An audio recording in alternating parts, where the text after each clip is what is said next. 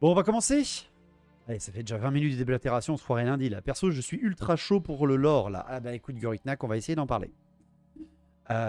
Si vous êtes chaud, bon, on va se lancer. Hein, écoutez, franchement, le chapitre est dur, mais le chapitre est long aussi. Il y a plein de choses pour moi qu'il va falloir que je vous parle ce soir. Plein de petites choses un petit peu. Et c'est pas vraiment des batailles dont je vais vous parler, parce qu'au final, il n'y en a que deux hein, dans ce chapitre. Il n'y a que deux grosses batailles. Par contre, voilà les batailles, déjà d'une. Et surtout, il y a plein de choses, entre guillemets, politiques du scénario qui se passent, en fait, dans ce chapitre 4. Et comme vous le voyez, ce qui se passe dans ce chapitre 4 va énormément tourner autour de Balthazar Gelt. Donc on va essayer un petit peu de présenter ça. Diane, je suis en train de visionner 230 rapports de bataille depuis un an, j'en suis à la 96e. David existe vraiment.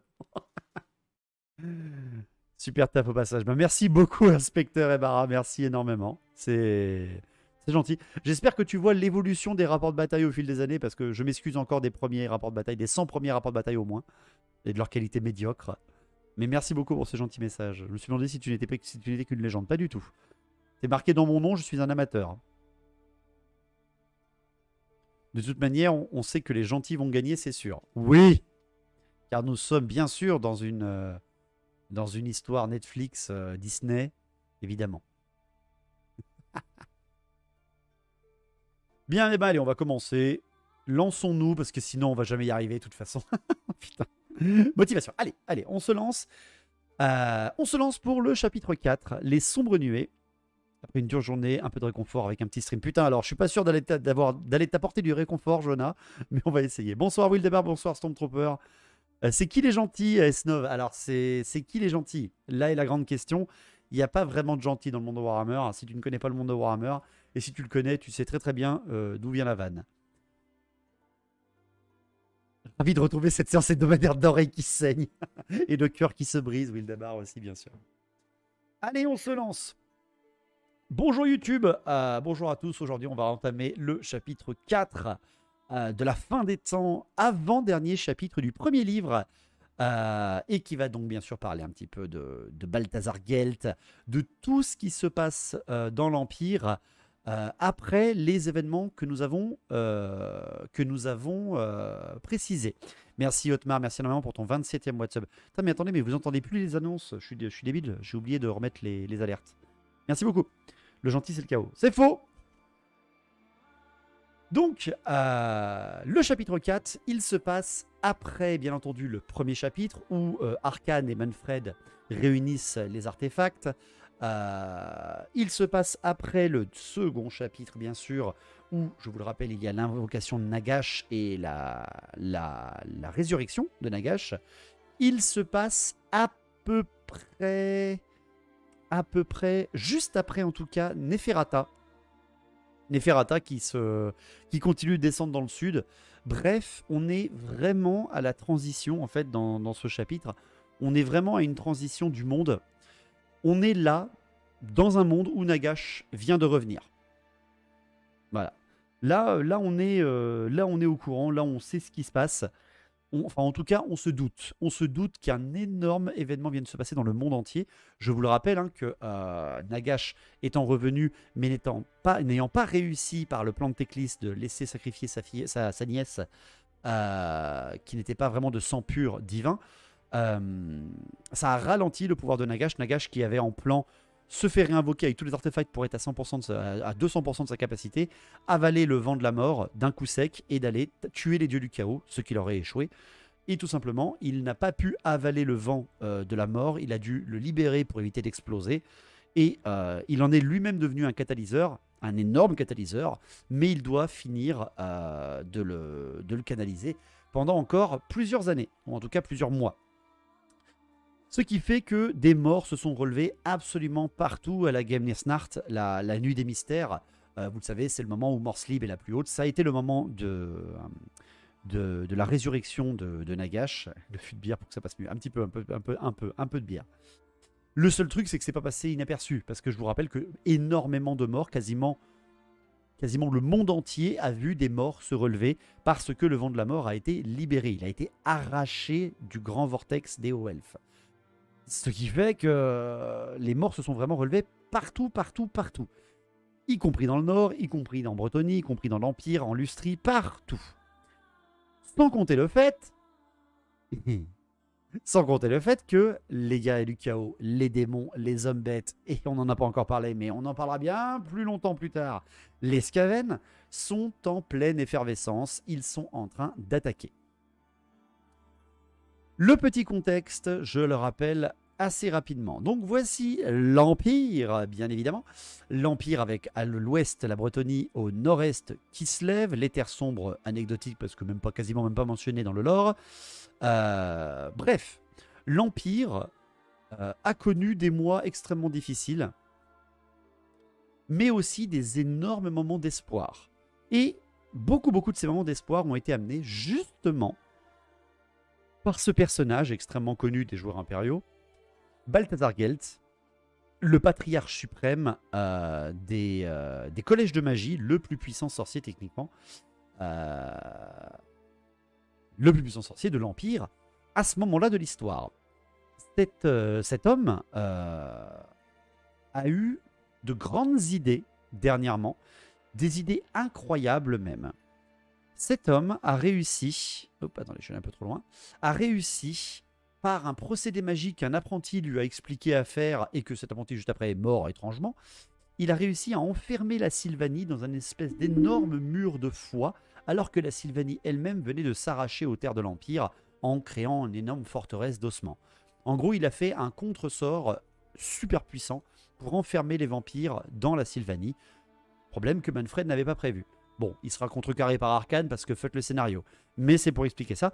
Et de plus, une étrange femme dans une taverne lui aurait murmuré l'idée que cet artefact, enfin ce sortilège de création de murs de foi, eh bien, ne peut pas s'arrêter que à la Sylvanie. C'est peut-être une des solutions pour sauver l'Empire, ou en tout cas gagner du temps. Et Gelt, avec l'alliance de plusieurs énormes puissances de l'Empire, carcan de l'Empire, va créer un mur de foi colossal. Le seul truc, c'est que ça va lui prendre du temps. Ça va lui prendre du temps, et en fait, il prend cette décision avec l'accord du grand théogoniste remplaçant, parce que je vous rappelle que Volkmar a disparu, donc c'est un autre grand théogoniste qui prend la suite, c'est Casselin, c'est un des archidiacres qui n'est pas parti avec Volkmar, avec les autres collèges de magie, parce qu'en même temps c'est le patriarche, donc il peut ordonner aux autres collèges, y compris surtout le collège lumineux, et ses talents d'alchimiste, de pouvoir créer de la matière à partir de rien, ou presque. Et tout ça, il va se tenter de faire un mur de la foi vers le nord de l'Empire, parce qu'il sait une chose, il sait, comme beaucoup d'autres, que Kislev, l'une des factions qui a été la plus puissante il y a 200 ans, qui a réussi à tenir contre vents et marées, qui a perdu énormément, hein, bien sûr, dans la dernière incursion du chaos, Kislev, au nord, a disparu.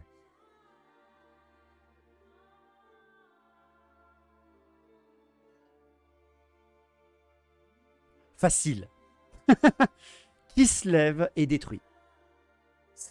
On sait hein, que le chaos attaque. On sait que le chaos attaque parce que justement Kislev est déclaré comme perdu, détruit, ravagé.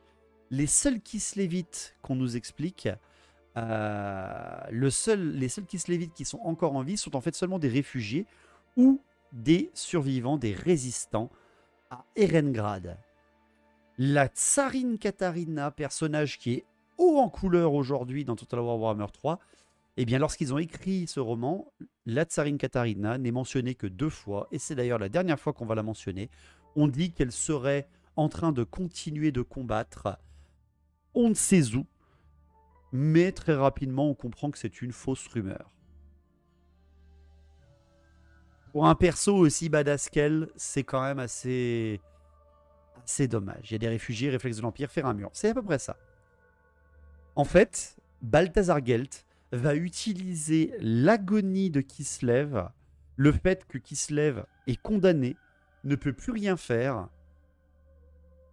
il n'a plus aucune chance, il va laisser Kislev brûler pour créer son mur de foi, son immense mur de foi. Et voilà le tracé que ça fait. Il arrive à embrigader Erengrad, le tout dernier tout petit morceau qui est ici où il y a mon curseur qui bouge, en Kislev. Et tout le reste, il suit la frontière naturelle avec le royaume kislévite jusqu'aux montagnes du bord du monde. Ce mur de foi est colossal. Encore une fois, attends, on n'a jamais vu cette magie, comment c'est possible, etc. C'est normal, c'est la fin des temps. La magie est décuplée. Il vaut quelque chose, le théogoniste stagiaire, vous verrez ça. Son profil 8 est vraiment pas terrible et pourtant j'aime sa moustache. Ah bah oui, Volkmar, c'est sûr. En fait, ce mur de foi, il est possible parce que c'est la fin du monde, parce que les vents de magie sont ultra débridés. C'est quelque chose qui est vraiment colossal. Hein. Ça n'aurait jamais pu arriver sans ça. Et surtout, ce n'est pas que de la magie. Le mur de foi a besoin de matériaux parce que Gelt démultiplie les matériaux pour en faire une armature de base. Et derrière après, ce sont des cercles de rituels un petit peu tout le long de la frontière du côté impérial. Des espèces de cercles de rituels où des mages de la lumière envoûtent ce mur de plusieurs mètres de haut, de plusieurs dizaines de mètres de haut. Vraiment une construction incroyable que seule la magie peut faire. Et en fait, les sorciers de la lumière y mêlent de la magie de la lumière, qui, je le rappelle, est antidémoniaque. C'est quelque chose qui purge autant les morts vivants que les démons. Et derrière, en plus de ça, des prêtres de l'Empire, très souvent des prêtres de Sigmar, bénissent non-stop les pans de mur les uns après les autres sur les mêmes endroits que sont les cercles de rituels. C'est bien pour vous expliquer une chose, c'est que ce mur de foi demande un apport constant de mages et de prêtres, sans compter le fait qu'il doit être construit. Après, la magie permet beaucoup de choses dans le monde de Warhammer, surtout à ces niveaux-là. Salut Farouz, j'espère que tu vas bien. À Copenhague, des elfes sylvains, on les renvoie dans le roman. On verra, Neumann, on parle d'autre chose. Ne rementionnons pas la disparition des elfes sylvains. C'est comme la ligne Maginot, faut faire le tour. On en parlera ça aussi plus tard, Nafi. Commencez pas le chat à être dissident. Restez sérieux, on va essayer d'être concentré. En gros, avec l'accord des églises, des collèges de magie, et bien sûr l'accord de l'empereur, le mur de foi est érigé, et c'est incroyable, mais le mur de foi fonctionne. Les hordes de guerriers du chaos, de démons, et de tout ce qui pourrait arriver du nord, même les créatures, les monstres, hein, ne peuvent pas franchir le mur. We're gonna build a wall, c'est exactement ça.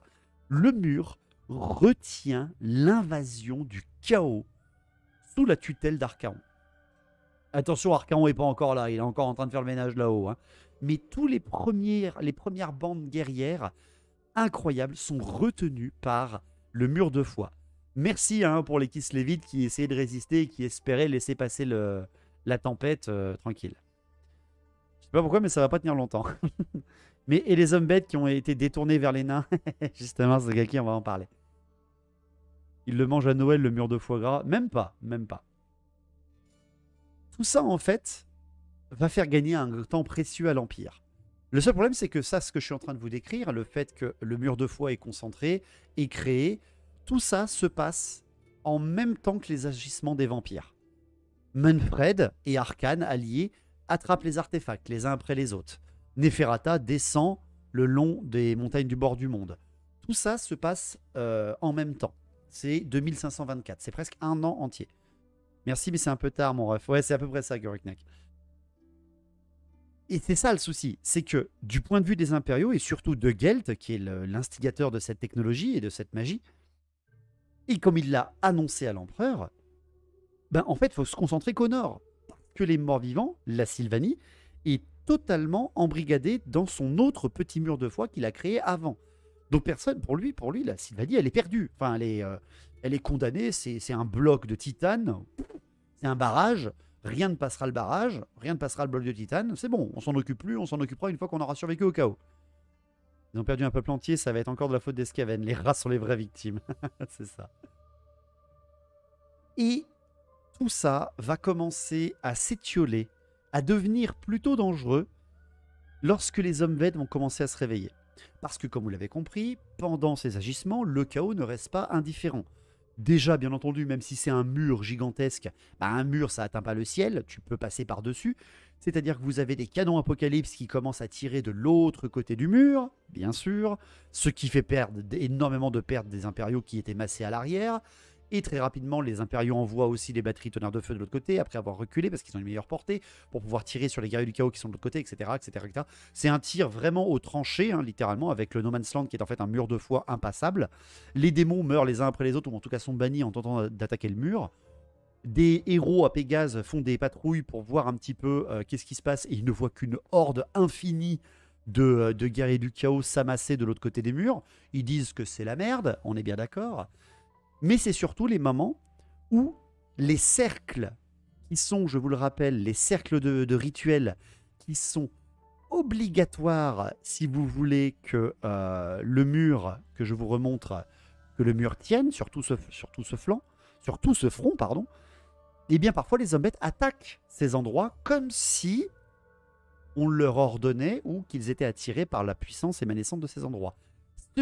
Ce qui crée pendant quelque temps des brèches dans ce mur et qui laisse des bandes guerrières de guerriers du chaos passer et qui se font massacrer. Parce que derrière, je vous le rappelle, l'Empire est prêt.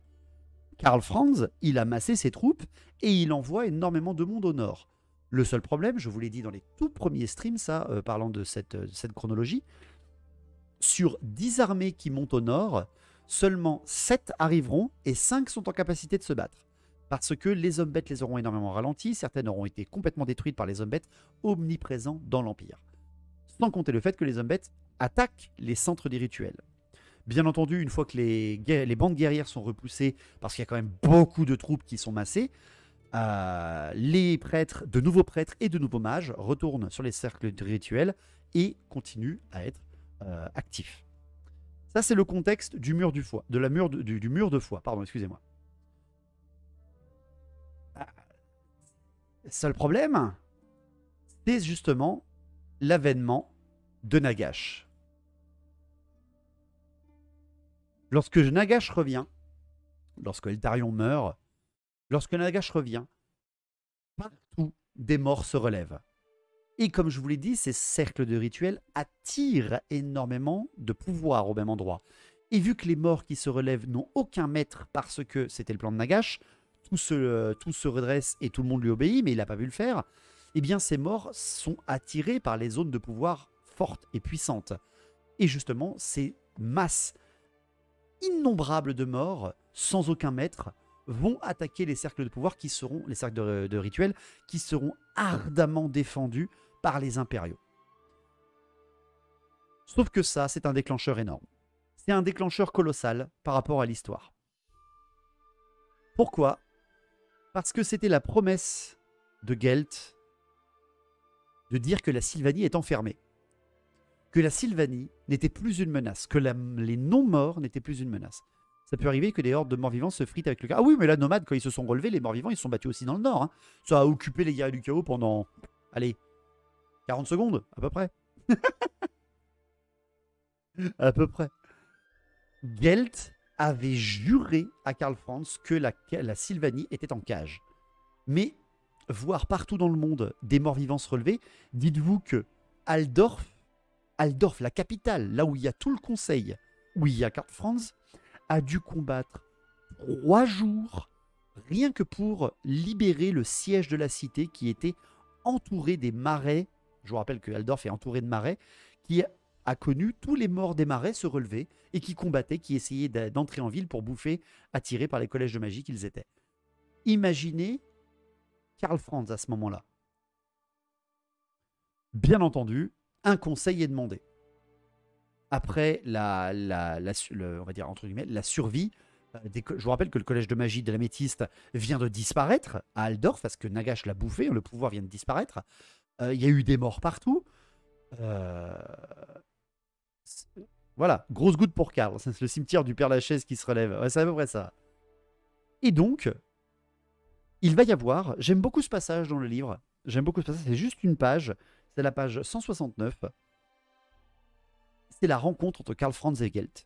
À ce moment-là, Gelt qui est déjà fatigué parce qu'il a quand même lancé le bouclier de la foi, je vous rappelle, et en plus le mur de foi derrière. Donc le gars est un peu fatigué, il est un peu sur les rotules, et il est convoqué par Karl Franz en tête à tête. Ça pue. Ça pue grandement pour lui. Directement, Karl Franz va poser les balls. Il va dire à Gelt, qu'est-ce que c'est que ce bordel?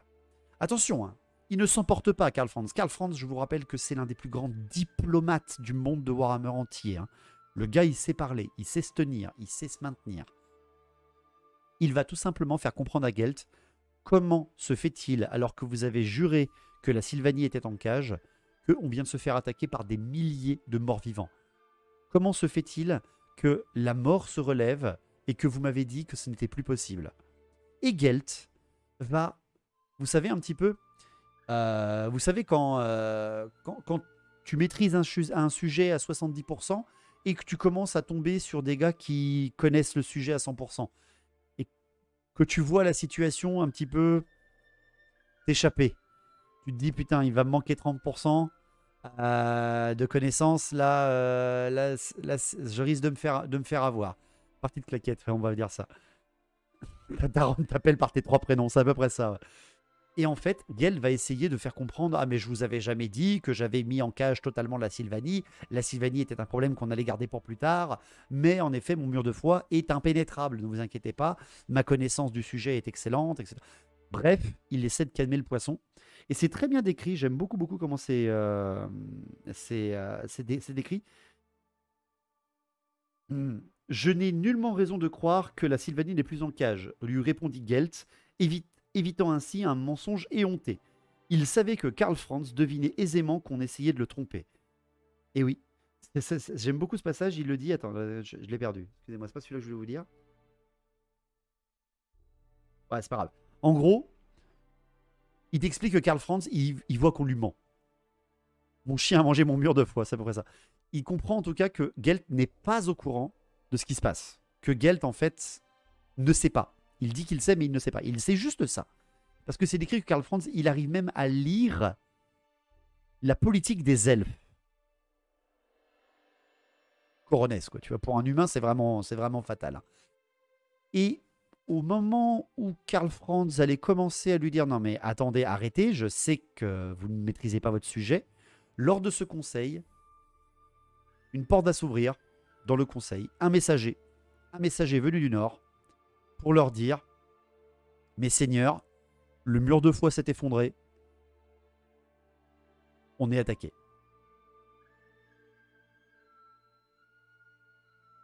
Bien entendu, Gelt devient blême. Enfin, il peut pas, il est en métal, mais vous comprenez ce que je veux dire. Politique des elfes, c'est la même depuis des siècles. Bien vu, Captain Obvious. C'est ça. Oh boy. En fait, le mur de foi, qui est tenu par autant les mecs de l'Ostermark que les mecs de l'Ostland, je vous rappelle que c'est quand même, et de l'Auckland. Donc pour vous dire qu'il y a le compte électeur de l'Ostland sur le flanc ouest, il y a le compte électeur de l'Ostermark sur le flanc est, et le compte électeur du Auckland sur le flanc centre. Enfin, sur le centre, je veux dire. Donc c'est pas n'importe qui est basé là-bas. Hein. C'est 3 comptes électeurs quand même. Hein. C'est énorme hein, en termes de force.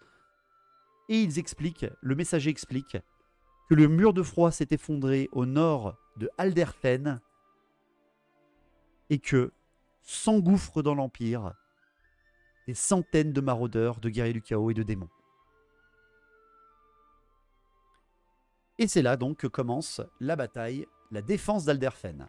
C'est pas une défense du mur du foie, de mur de la foi, c'est un petit peu en arrière. Le but étant en fait que simplement les impériaux doivent tenir jusqu'à ce que le mur de foi, lui, se referme. Voici donc la première bataille qui va se passer lors de ce chapitre 4. Comme je vous l'ai dit, c'est le compte électeur de l'Ostermark qui était sur le flanc est, mais qui, lui, sera présent lors de cette bataille. Wolfram Hertwig qui est là. Il y a plein d'autres mondes. D'ailleurs, je vous ai mis les régiments, si vous voulez. Bataille à combien de points? Alors, je sais plus si c'est pas encore dans ce livre-là, mais dans les livres d'après, tu as les compositions d'armées pour les jouer, si jamais Nomade tu sauras. Et là, malheureusement, dans le premier livre, ils l'ont pas fait. Donc c'est très difficile d'essayer de comprendre combien ils sont, mais c'est colossal. Hein. Le nombre, là, c'est du 7000 points à peu près. Hein. Gelt, il doit pas être serein. Et bien justement, Wildebar, Gelt, entendant cette nouvelle, regarde Karl Franz. Karl Franz lui dit, ok, allez-y, montez au nord, vous êtes plus rapide, vous êtes sur un Pégase, vous êtes sur l'une des créatures les plus rapides, pendant que moi, je monte au plus rapidement avec l'armée du Rekland. Donc c'est quand même pas rien, t'as l'empereur qui va se déplacer. Sauf que bon, l'empereur il est pas mage, il va lui falloir plusieurs jours. Gel par contre, en se dépêchant énormément avec son Pégase, il est capable d'arriver là-bas, d'arriver sur le point de Nexus où vont se rencontrer les forces impériales et les forces du chaos pour pouvoir être présent. Il a un griffon. Le griffon n'est jamais plus rapide que le Pégase. Le Pégase en plus de Balthazar Gelt s'appelle Vif Argent, qui est connu pour être le plus rapide de sa race. Donc, comme vous le voyez, les forces impériales sont quand même présentes. Elles sont lourdes. Elles sont commandées par un comte électeur portant son croc runique. Il y a des régiments de Midanheim, du Rekland, du Nordland, de Nuln. Il y a des mages. Il y a des capitaines. Il y a de la noblesse. Il y a de l'aristocratie. Il y a de la connaissance. Et surtout, il y a un jeune homme qui est présent. Un jeune homme qui a l'air un peu simplet, mais qui dépasse tout le monde de une tête et demie, au milieu des rangs impériaux, des miliciens, même d'ailleurs, il fait partie des miliciens. Et il dit juste son nom. Il s'appelle Valten. Inconnu au bataillon. Hakim, le fils du forgeron. Chuck Norris, Odor, à peu près, ouais, on va dire ça. Face à eux, s'engouffrent dans l'Empire des milliers de morts, pardon, pas de morts, pardon, de maraudeurs, de guerriers du chaos, de démons et de créatures des enfers. Il y a énormément de cavaliers légers, il y a des chiens, bien sûr les loups du chaos, il y a des énormes monstruosités et surtout il y a de grandes forces de Nurgle qui filent à l'intérieur de l'Empire. Les forces de Nurgle sont commandées par l'un des plus grands seigneurs de guerre de Nurgle, qui est sur le front centre, qui s'appelle Festakran. Totalement inconnu au bataillon, bien sûr. Mais il est censé être l'un des plus puissants seigneurs de Nurgle. Ici même, en fait. C'est pour ça. Il a gagné, en fait, les faveurs de Nurgle. Il est seigneur de Nurgle depuis qu'il a ravagé Kislev. Donc ce gars-là, totalement inconnu au bataillon, est l'un des responsables de la mort de Kislev. Mais genre de la capitale. Il a détruit Kislev. C'est qui le type de l'Empire? Mon casque a coupé à ce moment-là. Kefutorix, c'est Valten. Il a pris du galon, quoi. Ah, disons qu'il a pris un bon galon. Le gars est pas mal. Le gars est plutôt pas mal. Pareil, je ne vais pas vous décrire parce que la bataille fait plusieurs pages. Je ne sais pas combien elle en fait, mais 274, elle va... Vous m'énervez. Elle fait 12 pages. Donc je vais pas vous la décrire intégralement. La seule chose que je vais vous décrire, c'est que les forces de l'Empire vont en fait devoir tenir en espèce de, vous savez, en espèce de ligne de front, vont essayer de retenir les forces du chaos pendant que les mages et surtout Gelt, qui va arriver au milieu de la bataille, tentent de recréer et de refermer le bastion doré. Le bastion doré étant le nom du mur de foi. Comme vous le voyez, au milieu des troupes des guerriers du chaos, il y a littéralement des grands immondes. Il y a des grands immondes. Il y a un grand immonde, Gurgat, le pourrissant. Les forces vont s'entretuer, mais vraiment, ça va être un combat horrible et presque déloyal du point de vue des impériaux, parce que là, ils attendent ça depuis des semaines, voire plusieurs mois, les guerriers du chaos, qu'il y ait un gouffre assez grand pour pouvoir passer. Surtout que là, les démons ont réussi à passer. C'est pas seulement des humains, c'est aussi des démons. C'est-à-dire qu'ils sont accompagnés de toutes les maladies qui suivent. C'est Nurgle qui attaque là, hein, c'est quand même pas rien. Festakran, donc le champion de Nurgle, il va arriver en face, du comte électeur. Il va le défoncer, mais en retour, il se fera transpercer du croc runique et tout simplement, il mourra. Donc les deux généraux vont s'entretuer en fait, l'un et l'autre, dans ce combat presque inégal pour les impériaux. Donc quand même, gros clin d'œil au mec de l'Ostermark qui a tenu contre un seigneur du chaos de Nurgle qui a détruit Kislev. Le mec, il se sacrifie, mais il tue le seigneur de Nurgle. En face, les guerriers du chaos vont juste massacrer les pauvres humains les uns après les autres qui sont déjà bien affaiblis. Même si les puissances de feu combinées de plusieurs comtés et de plusieurs régions repoussent quand même suffisamment les guerriers du chaos. Mention à bien pour l'Empire, c'est à peu près ça. Par contre, c'est le jeune homme qui est au milieu des troupes qui va pendant quelques minutes, incroyables, sembler sauver la situation. Ce fils de forgeron, Valten, va massacrer des dizaines et des dizaines de guerriers du chaos durant cette bataille.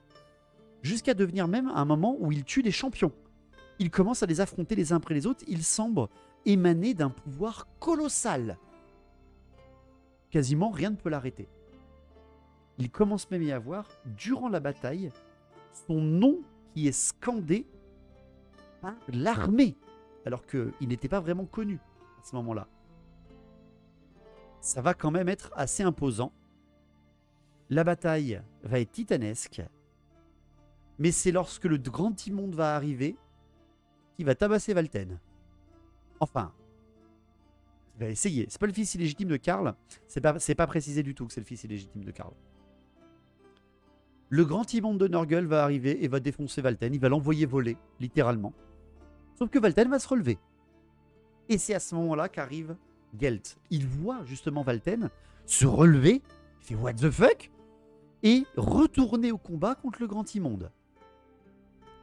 What the fuck? C'est possible qu'il est béni par Sigmar normalement. Oui, oui, bien sûr. Il est... Le mec, il luit d'une lumière avec sur son torse une cicatrice en forme de comète à deux queues. Voilà. Mec, toi aussi, t'as 3 PV. On va dire ça comme ça. Le grand immonde qui va prendre une flèche dans le genou. On pourrait presque dire ça. Et tout simplement, en fait, l'énorme grand immonde va commencer à se dire « Mais what the fuck? On me tient !» Et ça va énerver énormément le démon qui va libérer encore plus de puissance, encore plus d'énergie. Et surtout, je vous rappelle qu'il y a toujours du monde qui arrive. C'est vraiment impressionnant. Et tout ça va commencer même à devenir impossible à gagner pour l'Empire. Il y a trop d'ennemis. Leurs héros sont morts. Valten est extrêmement mis à mal par le grand immonde. Il n'arrive pas vraiment à le blesser. Il n'arrive que à gagner du temps. Tandis que les forces de Nurgle, combinées aux créatures comme les Mutalita Vortex ou quoi que ce soit, c'est vraiment pas tenable. Et c'est là, dans l'horreur de la fin, déjà, de l'histoire, que vont revenir les morts. Sauf que là, c'est pas tous ceux qu'on a parlé depuis le début. C'est pas tous ceux qui ont popé au moment où Nagash est revenu. Tout à coup, des milliers de morts s'animent, sortent de nulle part et attaquent le chaos. Dans un ordre extrêmement précis, prenant par les flancs, balançant même au milieu de leur rang des sortilèges, prouvant la présence de vampires, des créatures gigantesques qui chassent les cieux pour libérer les harpies et les gargouilles qui volaient, et surtout, au pire endroit de combat, là où les guerriers du chaos en hallebarde massacrent les pauvres derniers rebelles, enfin les derniers résistants impériaux, une énorme charge de cavalerie retentit et traverse la force du chaos. Mais genre, elle traverse, c'est-à-dire que les démons, les guerriers du chaos, les élus, ils se font défoncer. Jusqu'à même que cette force de chevaliers, tous en armure rouge,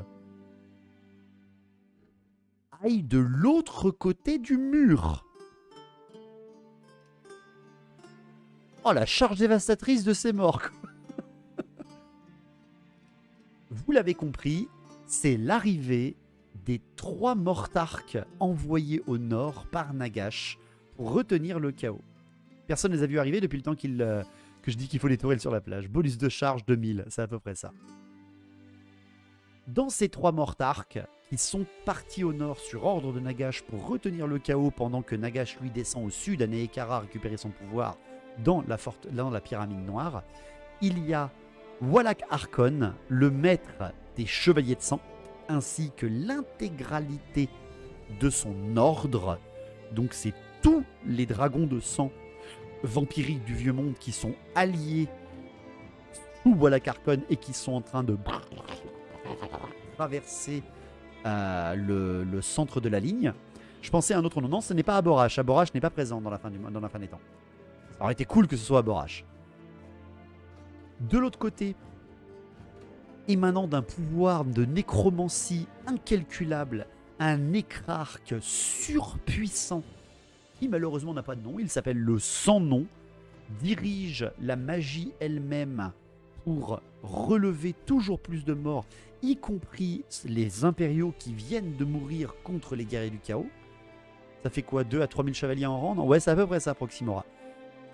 Et derrière ces 2 mortarques, un troisième, celui qui commande les 2 autres, qui est à la fois l'horreur de l'Empire et peut-être à ce moment-là l'un de ses plus grands sauveurs, Vlad. Vlad, Motherfucker, Von Karstein. Vlad Von Karstein. C'est ça. On a perdu trop de personnages en compte vampire, c'est à peu près ça. Ouais. Avec la fin des... Ah oui, non mais on n'a pas fini, on commence là, on commence. Ma merde, The True Emperor. Krell, Emmerich, non, ils ne sont pas là. Alors oui, par contre, ouais, vous avez perdu Emmerich, vous avez perdu Zacharias. Krell est toujours là, Krell est à Mortark. Hein. Isabella avec, eh bien non, Nomade. Vlad entre en scène à partir du premier livre, à ce moment-là. Je vous le rappelle, Vlad est originaire à la base du Nord, même s'il a des connaissances excellentes de Neekara, donc c'est certainement un ancien Neekarien Lamian, qui est devenu Von Karstein plus tard. Et tout simplement, cet homme connaît très bien le Nord, il connaît excellemment bien l'Empire. Je vous rappelle que pendant un temps, alors qu'il se faisait encore passer pour un humain, on disait qu'il aurait pu être un bon empereur. Et il revient seul. Nagash, de sa surpuissance, l'a remis sur Terre grâce au vent de la mort. Il est redevenu lui-même, mais par contre, il n'est pas avec Isabella. Il est seul. Chose impossible pour Vlad. Normalement, ils sont tous les deux ensemble. Et tu comprends, parce qu'on passe un peu à la vision de Vlad pendant cette bataille, tu comprends qu'il est parti au nord, il déteste Nagash, il en a rien à foutre de tout son combat. La seule chose qu'il veut, c'est récupérer Isabella.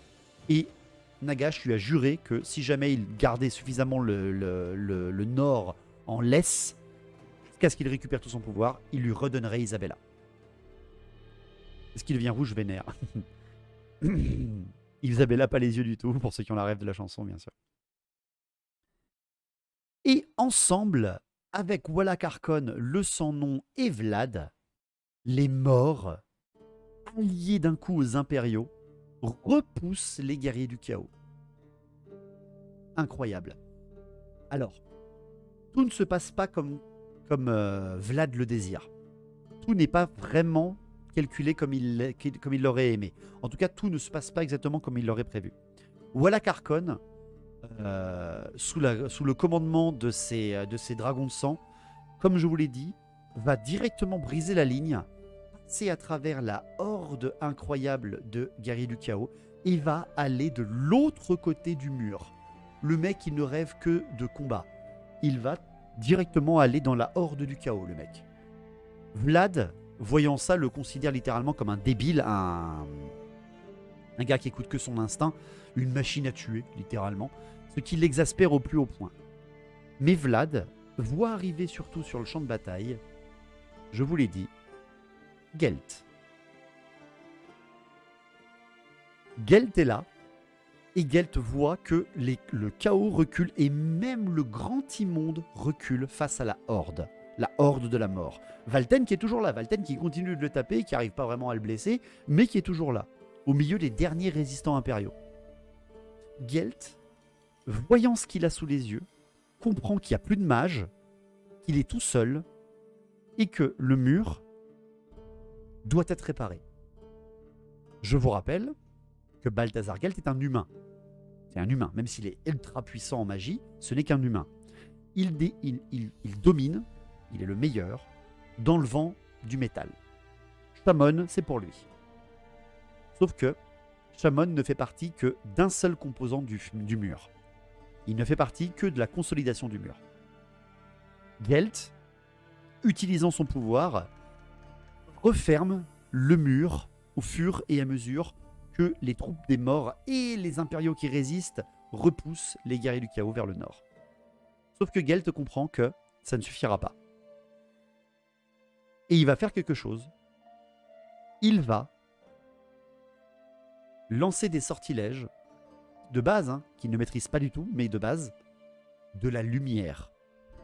Il va utiliser un deuxième vent.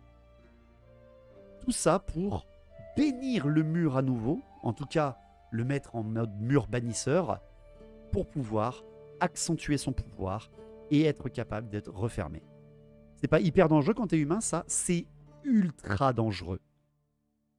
Gelt, presque en perdant la boule à ce moment-là, va réussir à fermer le mur en emprisonnant dans le mur, en le refermant sur lui-même, en emprisonnant dans le mur le grand immonde. Il va le bloquer dedans. Il fait pas un fiasco? Non, il fait pas un fiasco. Il aurait pris l'anneau de volant, ça aurait été mieux. C'est à peu près ça. Le mur va être refermé et Gelt va incroyablement réussir à sauver la situation. Une deuxième fois, on va dire. Le seul problème, c'est que lorsque il va avoir réussi à faire ça, tous les morts disparaissent. Ils retombent. Vous vous rappelez où sont les dragons de sang, hein? Ils sont de l'autre côté du mur. Et lui, il vient de refermer. Il n'a même pas vraiment compris ce qui se passait, Gelt. Il était ultra concentré sur le combat. Enfin, sur le sort, pardon, justement, et pas sur le combat. Les commandants impériaux qui étaient ici sont soit morts, soit devenus fous, soit sont trop blessés pour parler. L'Empire, à ce moment-là, a perdu un compte électeur, quand même, je le rappelle. Et surtout, ils ont perdu une des plus grosses armées du Nord. Parce que là, tout a été presque entièrement ravagé. Et les morts, tous les guerriers squelettes, tous les zombies qui se sont relevés pendant ce combat, en un claquement de doigts, retournent à l'état de mort. Le sans-nom, donc le nécrarque, ou en tout cas le nécromancien, et Vlad font exprès de faire ça. Ils ne veulent surtout pas qu'on sache qu'ils sont dans le nord pour combattre le chaos. Parce que ça serait trop en fait. Les impériaux ne comprendraient pas. Le stress post-traumatique et l'armée impériale. C'est exactement ça. Gelt, à partir de ce moment-là, va de plus en plus sombrer dans une folie latente. Parce que t'as beau être le plus puissant de tous les mages de Shamon, le patriarche suprême de tous les collèges de magie, toucher un vent, le maîtriser à fond, aucun problème. Mais en toucher deux, c'est avoir goûté à la folie. C'était quelle version, les lignées? C'était la V6, ouais. SKD, c'était la V-Gin. C'était la V6. Gelt, en fait, va devenir insomniaque. Il va commencer à avoir une légère perdition dans sa concentration. Il en a trop pris. En même temps, le mec, il a tout donné, mais il en a trop pris. Mais attention, c'est très latent. C'est pas d'un coup, je suis fou. Non. Et c'est ça qui est encore pire. C'est que Gelt, c'est une institution dans l'Empire. Le mec, il est considéré un peu comme quelqu'un qui a sauvé le monde. En tout cas, au début de la fin des temps. Mais là, de plus en plus, on est en train de dire, ouais, dites donc Gelt, on voit que c'est pas super fiable votre truc. Vous disiez que vous avez sauvé le monde pour de bon. Les morts se sont relevés. Les derniers survivants d'Alderfen nous parlent de hordes de morts. Je suis désolé, mais votre truc en Sylvanie, c'est pas ça. C'est pas ça. Gelt va donc commencer à se douter qu'on lui en veut. En tout cas, du point de vue de la politique. Du point de vue de Valten, ce jeune homme sera reconnu comme un héros d'Alderfen. C'est l'un des seuls qui a tenu la ligne, l'un des seuls qui est resté jusqu'au bout et l'un des seuls qui a survécu aussi, d'une grande figure qui a survécu. Et justement, quelqu'un va se rapprocher de lui. Quelqu'un qui le suivait déjà, mais là, quelqu'un qui va vraiment s'intéresser à lui. C'est Luthor Hus. Et tout d'un coup, ces deux-là vont commencer à être inséparables. Mais vraiment. Ils vont commencer à se dire, tiens, Luthor Hus a trouvé son fameux élu, son élu de Sigmar. Et c'est vrai qu'au fur et à mesure que Luthor Hus et Valten vont passer de flanc en flanc, de front en front, à continuer à défendre le mur de la foi, ça va fonctionner. Le mur tiendra toujours plus. Sauf qu'à nouveau, un conseil est nommé. Après la bataille d'Elderfen, un nouveau conseil va être nommé. Et c'est pas n'importe lequel. Ce conseil va être nommé par tout l'Empire. C'est pas Karl Franz qui appelle le conseil. C'est une réunion de l'Église, enfin de toutes les églises. C'est une réunion de tous les bourgeois. C'est une réunion de toutes les puissances de l'Empire, y compris la noblesse. À ce conseil, bien évidemment que Gelt est présent. Évidemment. Il est appelé comme maître des collèges. Et surtout, Karl Franz aussi est là. Bien sûr.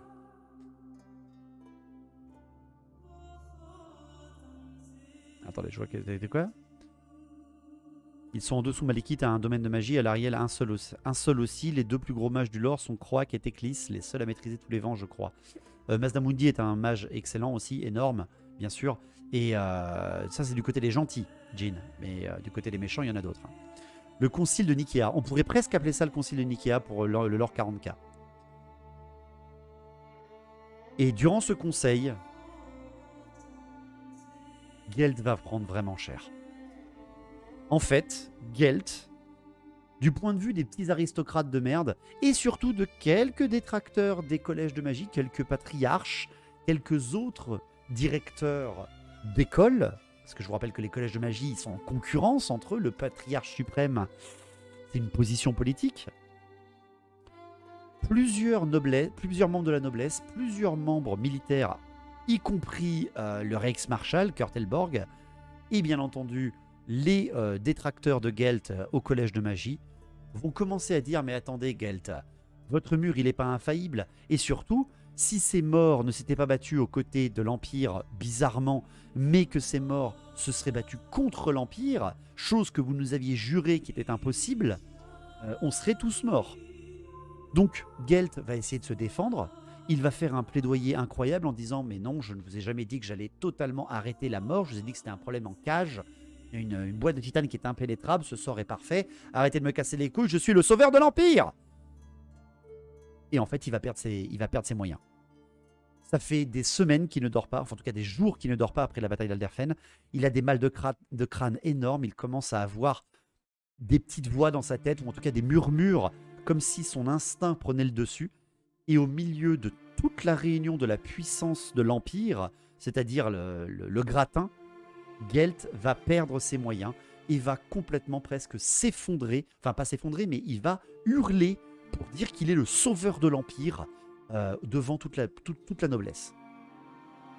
On comprend pourquoi il perd ses moyens, tout à fait. Mais dans l'Empire, c'est une monnaie courante de faire ça. Mais que lui perde ses moyens par rapport à une défense de plaidoyer, c'est qu'il est mal. Karl Franz va voir ça. Karl Franz va voir Gelt hurler au milieu du conseil. Il va lui dire « Patriarche, allez vous reposer. Je pense que vous l'avez mérité. » Gelt va lui dire « Non, je vais rester ici parce que c'est mon droit et j'ai mes mots à dire. » Et Karl Franz va perdre patience et va lui dire « Je vous l'ordonne.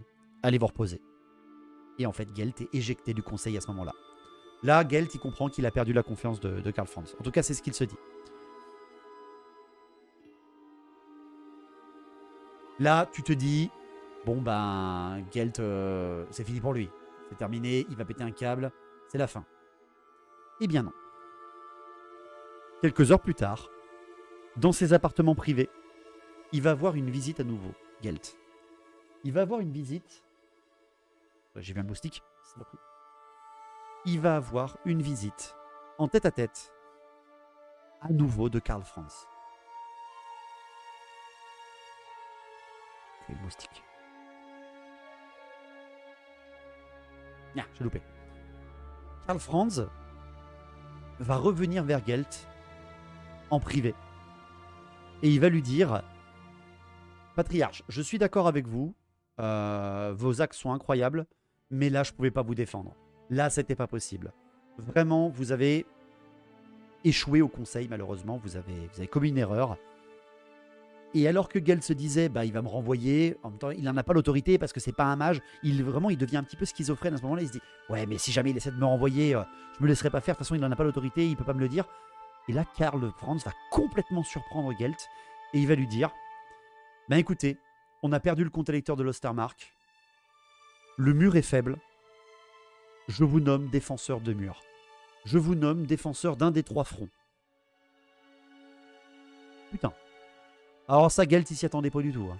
Gelt, il voit ça, il fait « Waouh, le mec, en fait, il me fait encore confiance. Il me nomme protecteur du Nord. Waouh, incroyable. Grosse responsabilité, grosse promo. » Bien sûr que Gelt, à ce moment-là, il fait « Waouh !» Et en fait, tu vois que Karl Franz, c'est un fucking diplomate.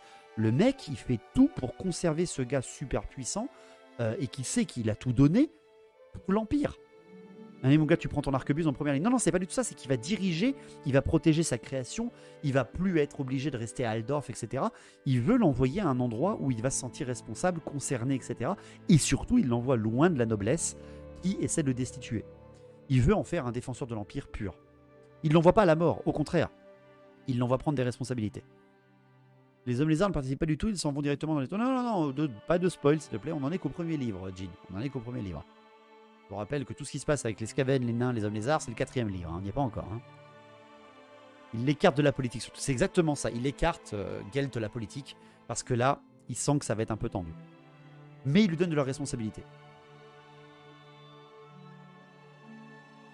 Ce faisant, Gelt repart au nord. Avec une toute nouvelle mission. Alors là, le gars, il est motivé. Hein. Attendez, je vérifie mes images. Je sais plus où j'en suis. Clac, clac, clac. C'est ça. Voilà, Gelt dirige le nord. En tout cas, une des forteresses du nord, celle du centre.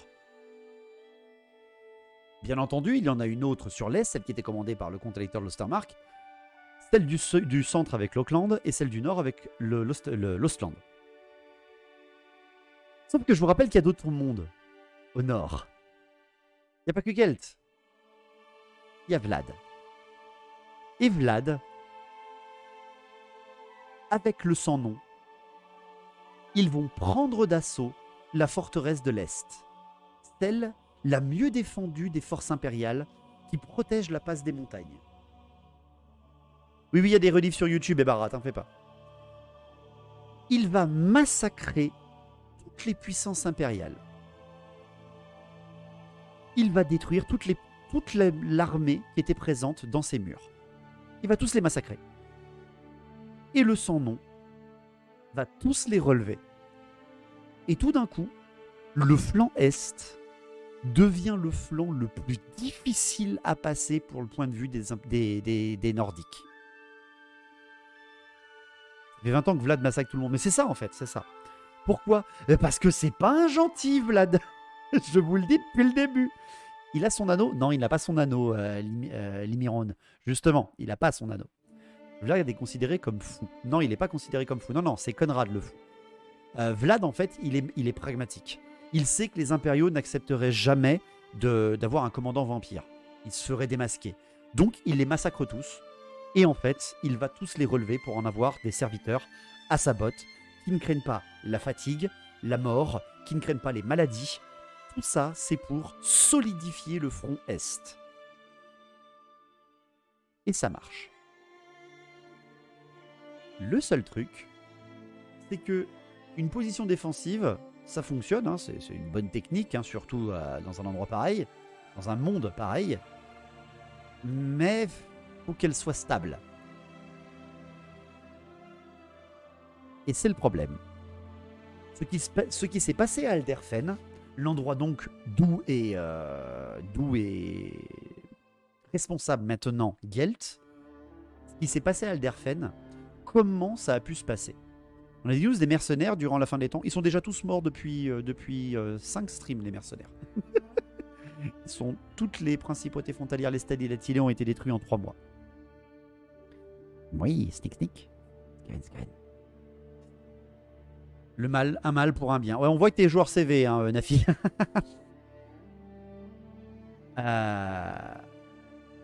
Gelt va enquêter sur les événements d'Alderfen. Il va se dire, putain, mais attends, mais comment c'est possible? Autant les hommes bêtes qui attaquent, c'est normal. Mais là, en fait, en enquêtant, il va comprendre que le cercle de pouvoir qui était non loin d'Alderfen avant que tout s'écroule, il n'a pas été attaqué par des hommes bêtes. Les cadavres qu'on aura trouvés là-bas auront été égorgés. Soigneusement, méticuleusement. Et en fait, Gelt, il commence à se dire, attends, mais il y a un traître en fait. Il y a quelqu'un qui attaque, parce que quelqu'un qui attaque à l'intérieur de nos rangs.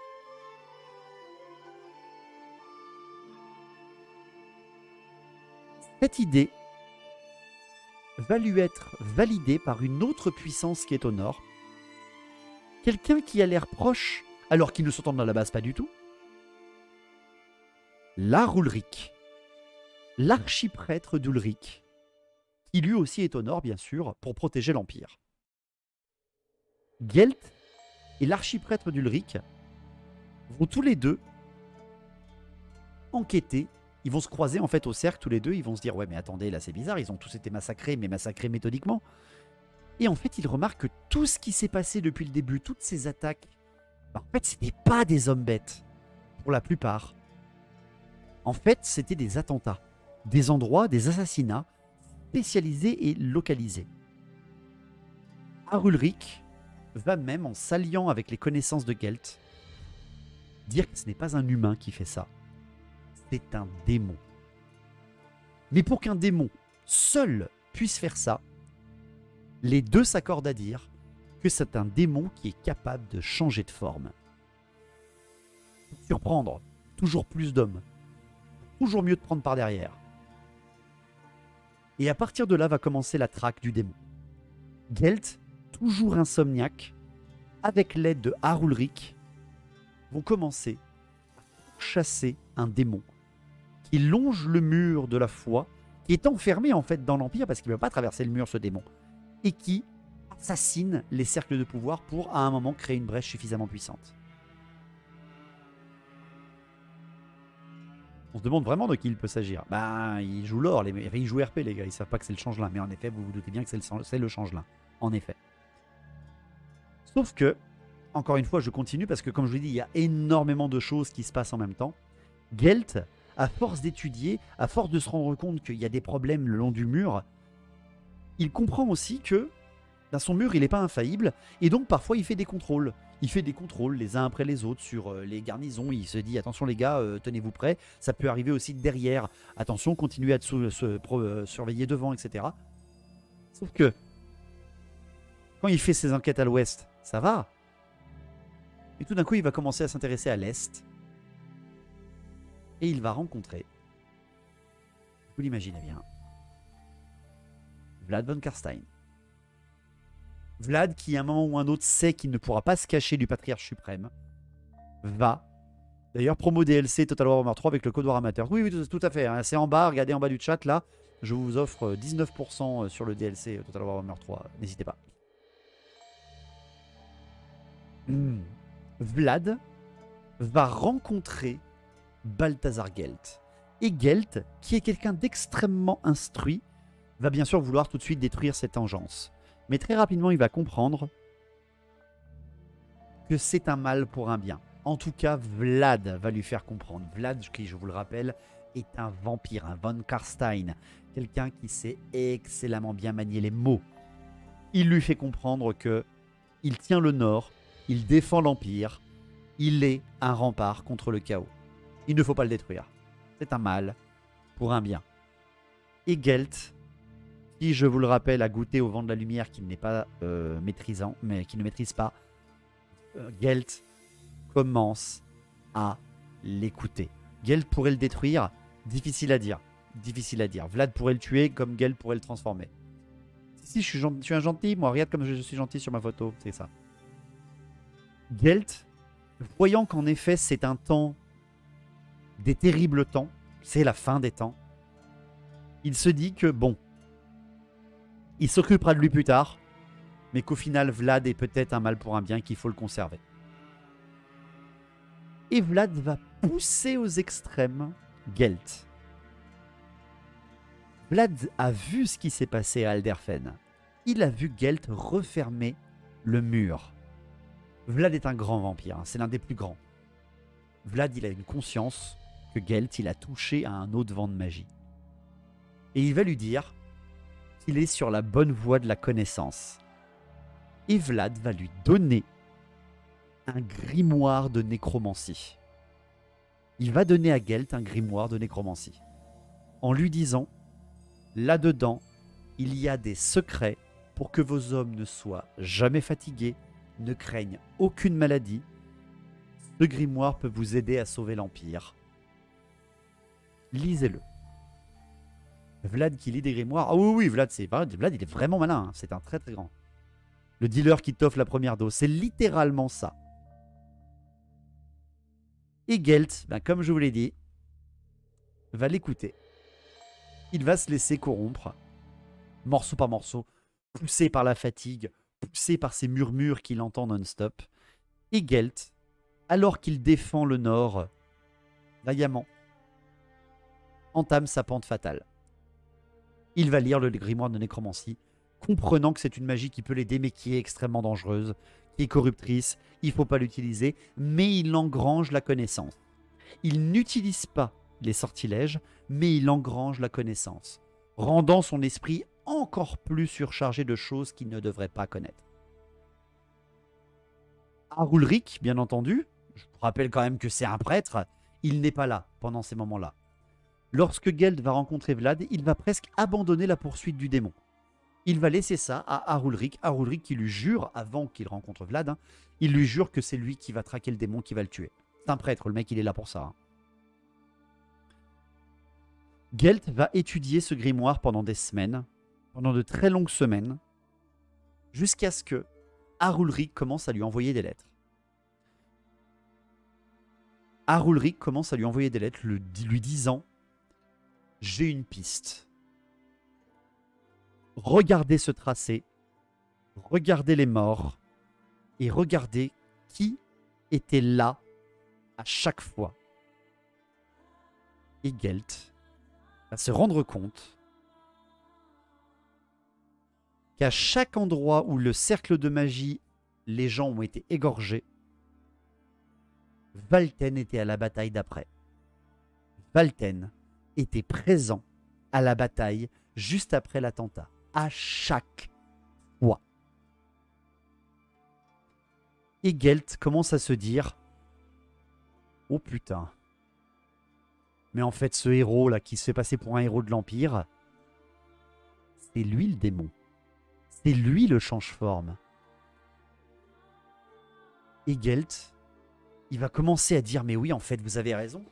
Mais Arulric, vous êtes le meilleur. » Et alors là, Gelt qui va vouloir envoyer un message à Karl Franz lui disant « Attention, ce gars qui se fait passer pour un héros est en fait un démon. » Eh bien, il va apprendre, Gelt va apprendre en voulant envoyer cette lettre que Karl Franz va organiser dans un château avec toute la Riksgarde, tous ses protecteurs. Il va organiser le don du marteau de l'Empire. Karl Franz, poussé un petit peu par la politique locale et surtout cherchant un grand nombre de héros pour combattre le Nord, Karl Franz a pour but de donner Galmaraz à Valten, reconnu au fur et à mesure des victoires qu'il enchaîne comme un héros de Sigmar, un élu de Sigmar. C'est un moment ultra important dans l'Empire, hein, le moment où Karl Franz, empereur lui-même, doit donner son marteau, va donner son marteau en signe que voilà, vous êtes un élu de Sigmar, on vous donne l'arme de Sigmar. Gelt, quand il entend ça, il fait oh putain, ça y est. C'est ça son plan. Il veut tuer l'empereur. À ce moment-là, au moment où l'empereur sera au final le plus fragile, le plus faible, au moment où il va lui tendre le marteau, le démon va le tuer. Gelt, il va enfourcher son Pégase et il va rejoindre Arulric, qui est lui aussi convoqué parce que c'est un événement majeur. Toute la tête de l'Empire est là. Il va être présent. Il va s'envoler pour sauver Karl Franz. Il y a une notion de Changelin est un émissaire de Tzeentch. Ah oui, c'est un démon mineur de Tzeentch. Gelt sur son Pégase et Ulrich sur son ours. Non, Ulrich n'est pas sur un ours. Lors de la remise, tout le monde est là. Kurtelborg, Ludwig van Schwarzaffen, Luthor, Huss, Valten, bien entendu, qui est là à genoux, prêt à recevoir Galmaraz, Arulric. Tout le monde est là. Et au moment où Karl Franz est prêt à lui donner le marteau, Gelt arrive sur les ailes de Pégase, les ailes de son Pégase, atterrit face à Karl Franz et lui dit « Ne faites pas ça, recule toi là-bas, je te menace, tu es un démon, tu es un ennemi. » Bien entendu, what the fuck, qu'est-ce qui se passe? Karl Franz qui recule, Karl Franz qui dit « Mais qu'est-ce que vous foutez là vous ne deviez pas vous remêler de politique. Écoutez, pas qu'on vous avait pas invité, mais pourquoi vous me menacez? Pourquoi vous menacez cet homme? » Et là, Gelt, en fait, il commence à vraiment vriller. Il vrille officiellement à ce moment-là, parce qu'en fait, non seulement il comprend, il a aucun contrôle de lui-même, mais en fait, il devient complètement schizophrène. Il voit Valten, il voit que Valten ne comprend pas. Il se dit, attends, en fait, ça peut être absolument n'importe qui. Vous êtes en danger, nous sommes tous en danger. Ah! C'est la panique. Et à ce moment-là, il pète tellement un câble qu'il commence à vouloir lancer un sort et les impériaux tentent de le maîtriser. Ludwig Schwarzaffen et Kurtelborg, tous les deux essaient de sauter sur Gelt pour le plaquer, en fait, pour le mettre au sol. Et Gelt, voyant les deux meilleurs bretteurs de l'Empire lui sauter dessus, il fait « Nope ». Il lance un sort. Sauf que Gelt, à ce moment-là, il lance un sort qu'il a en tête. Et le premier sort qu'il a en tête, c'est ce qu'il étudie depuis quelques jours. Il invoque des morts. Il lance de la nécromancie. Double plaquage contre sort, c'est bien du Blood Bowl, exactement. Il invoque au milieu du castel, entouré de tous les notables de l'Empire, il invoque des morts vivants pour se protéger de Kurtelborg et de Ludwig Schwarzaffen. À ce moment-là, dans le dos de l'empereur, arrive Arulric. Arulric avec un sourire carnassier, sa hache de guerre prête à s'abattre sur Karl Franz. Et Valten lui saute sur la gueule. Et Valten s'interpose sans Galmaraz, avec ses propres poings, et va tabasser Arulric. Arulric qui tout d'un coup va se transformer en un autre Valten, et les deux Valten vont s'affronter les uns les autres. J'avais pas le souvenir que Valten était un changelin. Bah non, c'était pas lui. C'était pas lui. Valten le MVP, c'est exactement ça. Et vous l'avez bien compris, le changelin fait un combat donc contre Valten. Valten contre Valten, entre guillemets. Quel bordel, c'est beau. C'est très très beau. Ce passage est horrible, mais très très beau. Et tout simplement, le changelin va être banni, bien évidemment, parce qu'il ne faut pas rêver, il y a quand même tout le monde qui est là. Mais c'est surtout Gelt qui va, à ce moment-là, s'enfuir, laissant les morts être massacrés et les morts massacrés des nobles. Et Gelt va en fait s'enfuir. Il va abandonner son poste au centre du mur de foi et va rejoindre Vlad à l'est, laissant les morts et Karl Franz totalement dépenaillé. Il dépop à l'insta et cause des lauriers et de la victoire, c'est à peu près ça. Et c'est vraiment à partir de là que le chapitre s'effondre et que l'Empire va s'effondrer. Parce que Gelt est déclaré comme hérétique.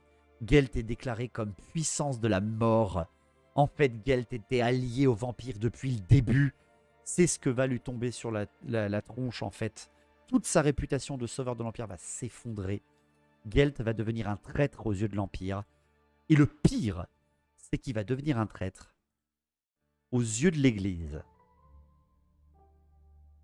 Caslin, le théogoniste de l'Église de Sigmar, le remplaçant de Volkmar qui est mort maintenant, on le sait, il est mort. Caslin va déclarer Gelt et donc tout ce qu'il a pu faire comme hérétique.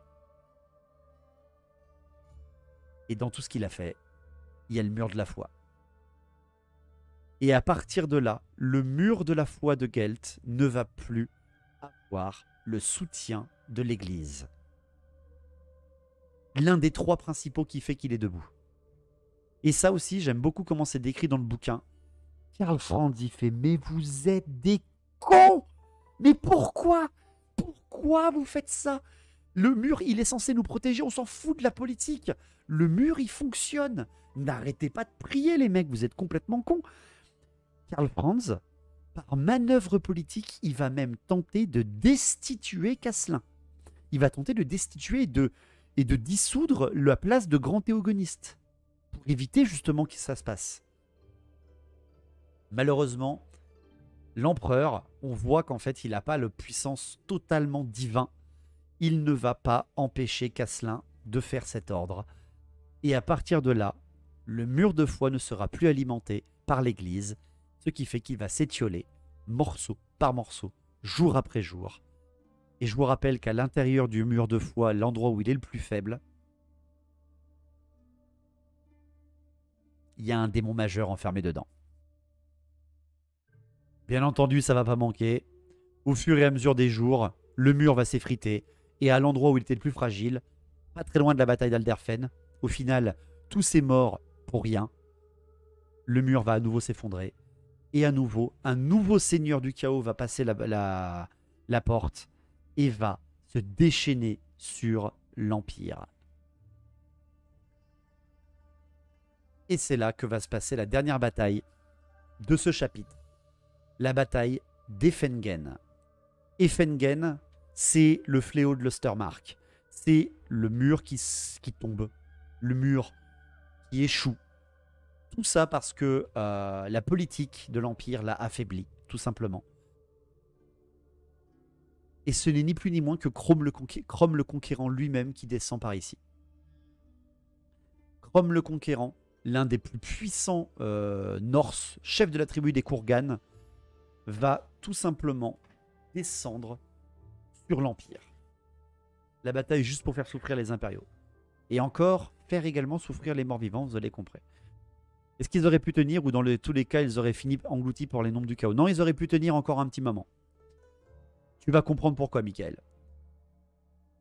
Lors de cette bataille, je ne vais pas tout vous résumer, mais il n'y a pas n'importe qui quand même.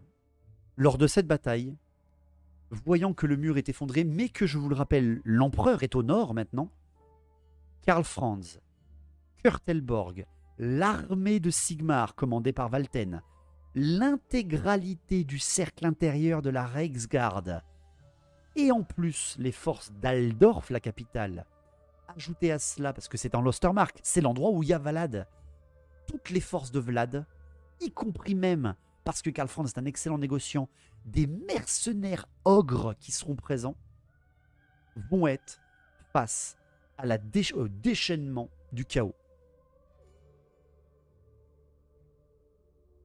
Et cette bataille, on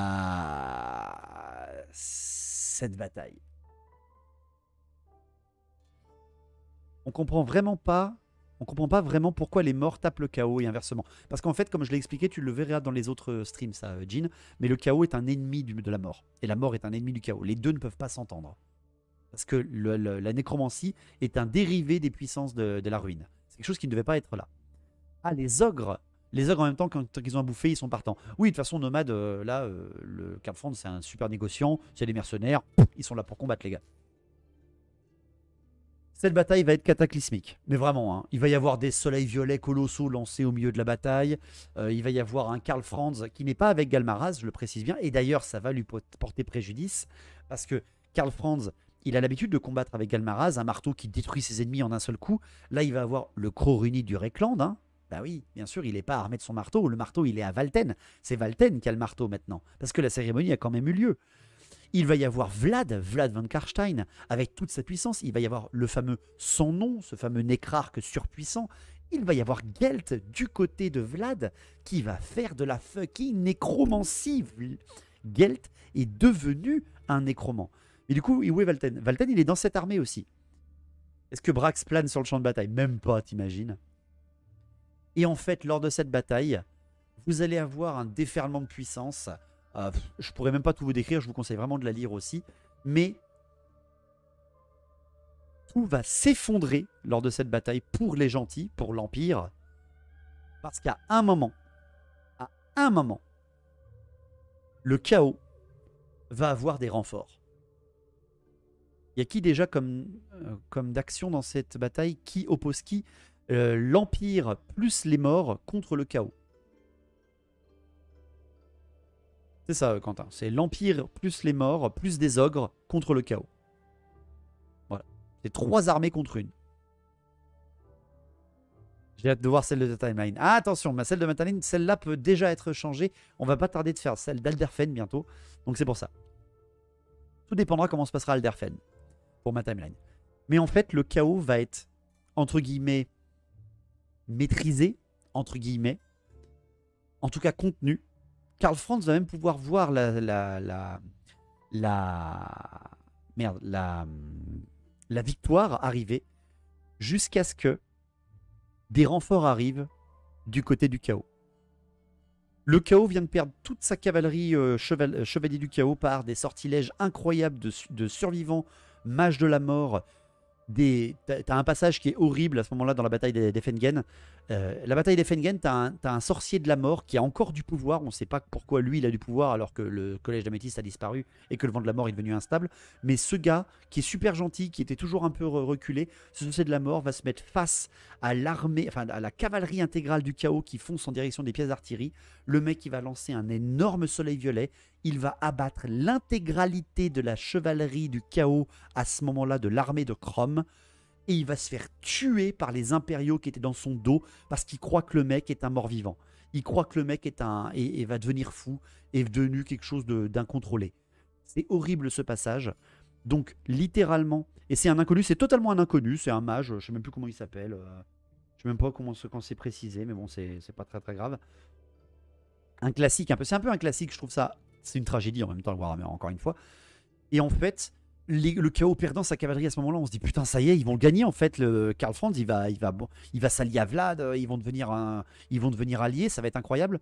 Et bien en fait, c'est là qui, pour moi, c'est une des plus grosses incohérences de la fin des temps. On réentend la cavalerie de Wallach Arkon et des dragons de sang qui arrivent. Mais qui arrivent de l'autre côté du mur, en direction de l'Empire. Vlad qui se dit « Putain, il a encore envie ce con. Bah parfait, il va prendre l'ennemi de revers, c'est génial. » Sauf que l'intégralité de ces dragons de sang, lorsque Vlad les voit,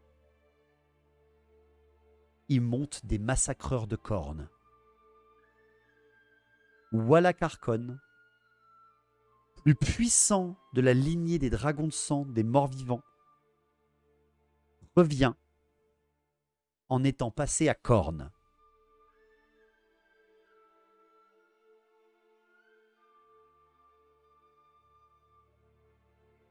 Et là, tu dis, what?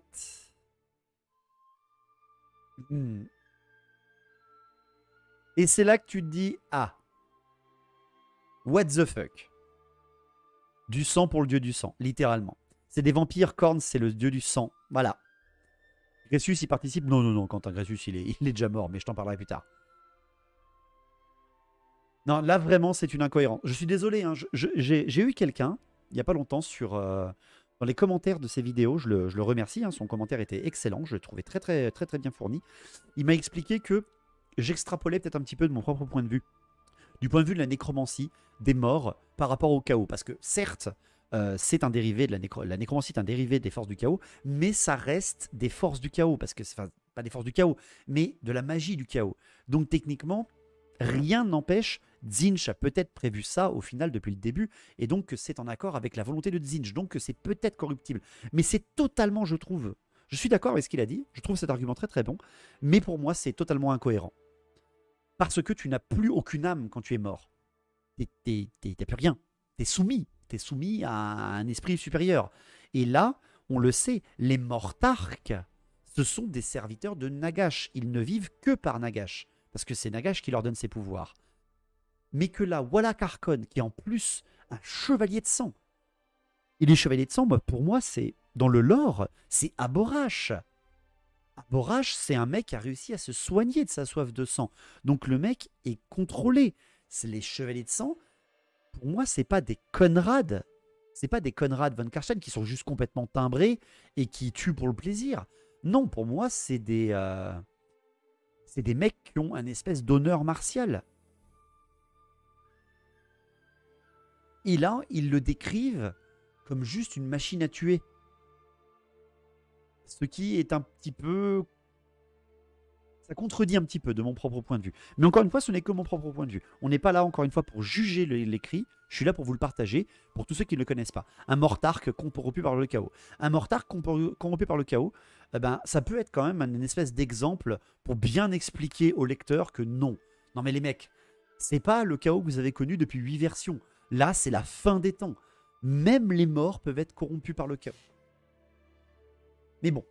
Pour moi, c'est une incohérence. Pour d'autres, je pense qu'ils peuvent trouver des exemples. Hein. Je me souviens plus de cette personne. Je suis désolé, je me souviens plus de ton pseudo. Si jamais tu regardes cette rediff ou tu es sur le chat, merci de ton commentaire. J'ai beaucoup apprécié ce que tu m'as dit. Mais pour moi, c'est une incohérence. À ce moment-là, surtout de l'histoire. Mais bref. Wallach Harkon avec toute sa puissance, les massacreurs de cornes montés par des vampires, je vous laisse imaginer la puissance, des vampires de cornes, hein, je vous le rappelle, alors que déjà le massacreur de cornes lui-même c'est un peu pété, mais alors le vampire de cornes, ouais non là ça devient un peu trop puissant, la bataille va être éclatée. Karl Franz, monté sur son griffon, va affronter Wallach Harkon en one by one, Wallach Harkon qui est donc le plus puissant de tous les dragons de sang, qui est monté sur un dragon zombie et de cornes. Et Nagash, il dit, il fait rien. Aucune idée de ce qui se passe pour Nagash à ce moment-là. Comme si, non, son Mortarque, il avait aucun contrôle dessus, il pouvait pas le protéger du chaos, quoi que ce soit. On n'en sait rien.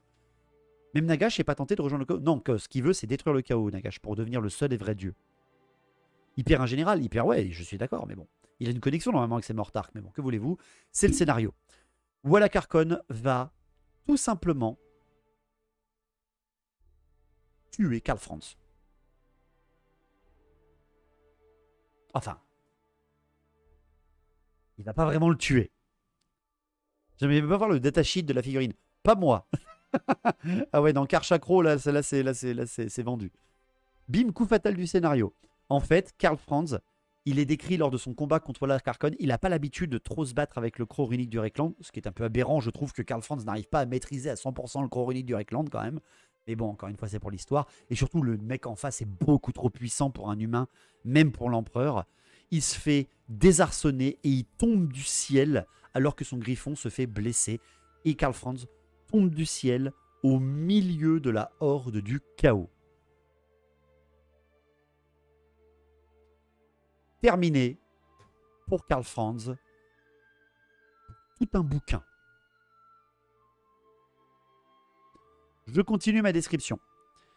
Bien entendu, Wallach Harkon, surpuissant, voyant que l'empereur vient d'être vaincu, se dirige vers le seul nœud qui n'est pas en train de s'enfuir. Les impériaux s'enfuient à ce moment-là. Les ogres s'enfuient à ce moment-là. Même Valten décide de rebrousser chemin, laisser les morts combattre les morts et les chaos, parce que là, on ne peut pas tenir. On va se faire massacrer, il faut qu'on se recule. On va jusqu'à Bethschafen. Et en fait, Vlad von Karstein va affronter Wallach Harkon à ce moment-là, en one by one. Sauf que Vlad, c'est une figurine d'infanterie. L'autre en face, il est sur un fucking dragon zombie avec la marque de corne. Vlad, il va se faire maîtriser. Vlad se fait maîtriser au sol, écrasé par le dragon du dragon de sang. Mais Vlad n'a jamais été défait dans le lore. Ceci, il a déjà été défait. Et en fait, Vlad comprend qu'il ne pourra pas faire le poids lui aussi contre Wallach Harkon. Donc le mec, il est capable, Wallach Harkon, à ce moment-là de l'histoire, de tabasser Karl Franz et Vlad, solo. Je veux vraiment pas voir la datasheet de la figurine, la feuille de personnage. Et en fait, Vlad, voyant qu'il ne peut pas le battre au corps à corps, il sait par contre que Wallach Arcon, c'est un nécromancien tout pourri. Et en fait, Vlad, qui connaît un sort là d'un coup qui est incroyable, tout simplement, va prendre le contrôle mental, enfin le contrôle magique du dragon zombie, de la monture donc du gars. Et il va utiliser sa propre monture pour tuer Wallach Arcon. Il tue le dragon de sang avec son propre dragon. C'est assez badass. On va pas se mentir. Vlad, par contre, voyant qu'il est très durement blessé, voyant qu'il n'a pas sa bague, il sait que s'il est tué pour de bon. Il décide lui aussi de rebrousser chemin, de laisser, en tout cas de battre en retraite, et de laisser Effengen au chaos. La bataille d'Effengen, c'est une défaite de l'Empire, des morts et des ogres. Le chaos a percé à Effengen. À partir de là, le flanc nord-est de l'Empire s'effondre. L'Ostermark va disparaître. Dernière chose, c'est lors du dans le campement Norse, enfin pas Norse, mais dans le campement des guerriers du chaos, après la victoire, les maraudeurs du chaos vont être tués les uns après les autres. Le griffon de l'empereur qui était attaché, prêt à être dévoré, va voir sortir des ombres un homme blessé, Karl Franz lui-même, toujours armé de son cours unique, qui va le libérer et qui va lui dire « Mon ami, je te libère et on a beaucoup de choses à faire pour essayer de passer à travers la Horde et de retrouver l'Empire et tenter de le sauver. » Karl Franz n'est pas mort à ce moment-là, mais l'empereur, ce sont ses derniers mots, va disparaître pendant tout un livre. Il va falloir attendre la fin du livre prochain pour le revoir. Donc à partir de là, imaginez ce qui se passe dans la timeline. Vlad est vaincu, il est obligé de reculer. L'empereur est disparu et le chaos a percé.